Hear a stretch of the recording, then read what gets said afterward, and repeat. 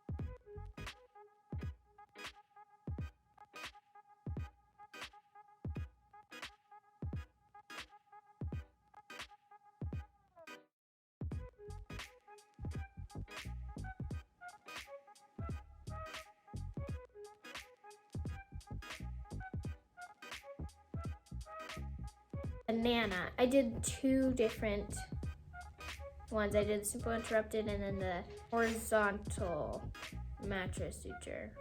It was good. I was not nervous or anything because I've worked on a banana before. I knew how much I was gonna struggle. With this here, I definitely struggled. You can see there's like some bruising. in areas where the suture's not, because it completely ripped, so that was a little bit challenging to work around, but yes. And then this suture was I think it was pretty easy. I didn't have a lot of suture left, so I think it was definitely a good one to go to because it doesn't require so much, and it is a little loose, but it was a deeper wound, it was a deeper incision, so you can see that the deeper layers are really closed. It's just the top layer that's a little bit further apart. I had to sit it in my lap. Like, it was sitting in my lap, and I was suturing so that it could like hold together, and you can see it's still pretty loose, so that's definitely something I need to work on. It's nice to have practice, like more practice with the banana, and I definitely will continue to practice with bananas because it's really important, I think, to adapt to it skin being thinner or thicker like the pig.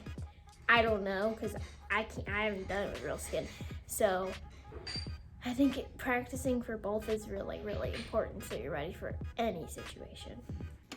Oh, I'm scared for the smell. Ugh, it smells so bad.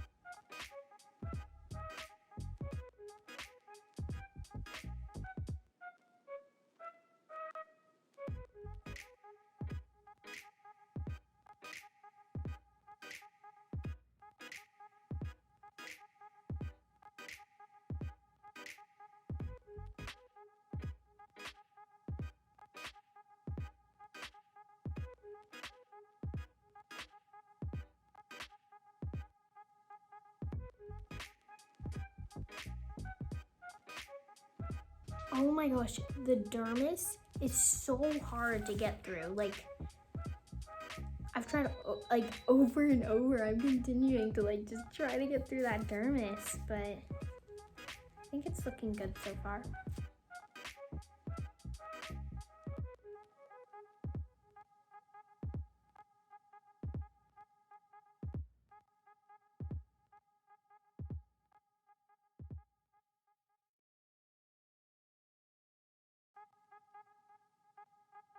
This is the final result. I think it looks really, really good.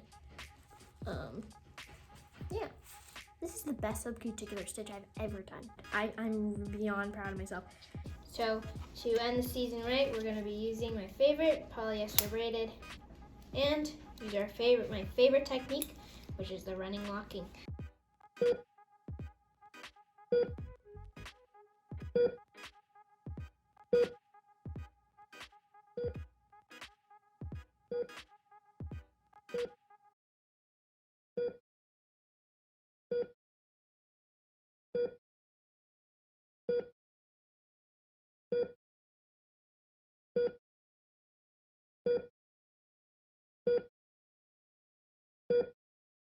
I don't know why, but I'm shaking.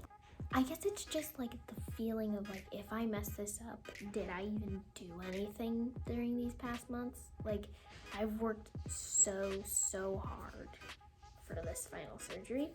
So it's a little bit nerve-wracking. I was shaking, I had some nervous hand cramps, but once I started getting in the process, I was like, I know this, I can do this, I got this.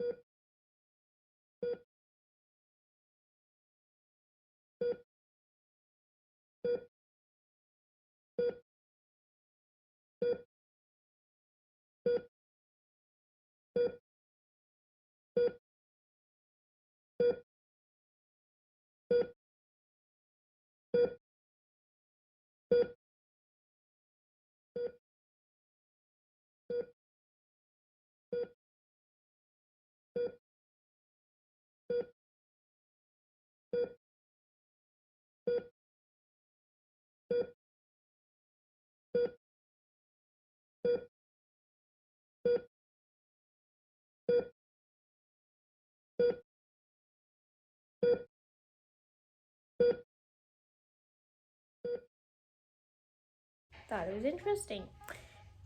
People would disagree with me. I used it for educational purposes, of course, to actually get a sense of what I think would actually be like how skin would be. Not as tough, but better than a banana. This is the simple running walking. I added a lot. As you can see, this is very robust. These two starting and ending knots, because this is a continuous suture. But yes, they're robust, but the more throws, if not, you're gonna have, the better and more closed it will be. This one definitely has a different texture than the one I did before with the subcuticular one.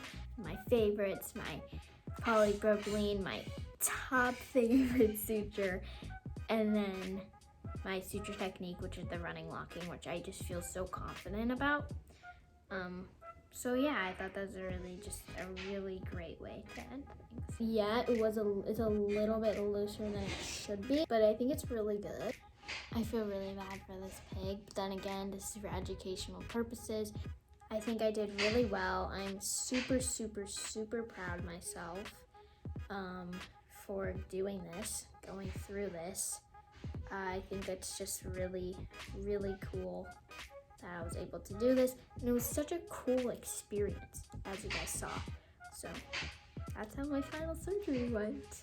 I just wanted to say, I did teach myself from videos, readings, all of these different sources.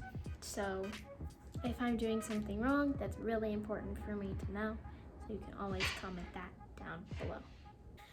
All right, guys, so that brings us to the end of the season finale. I am so glad I had this motivation to make this entire series. 4 episodes, awesome. And yeah, I will never stop practicing this skill because it's very, very important for me to continue to practice. And I just want to give a very special shout out to Miss Loheed and my Genius Art teacher for helping me just do this project, like motivating me, giving me a reason why I should learn this skill. So thank you, and thank you to everybody watching, and thank you to Sophia for doing this. Are you my assistant?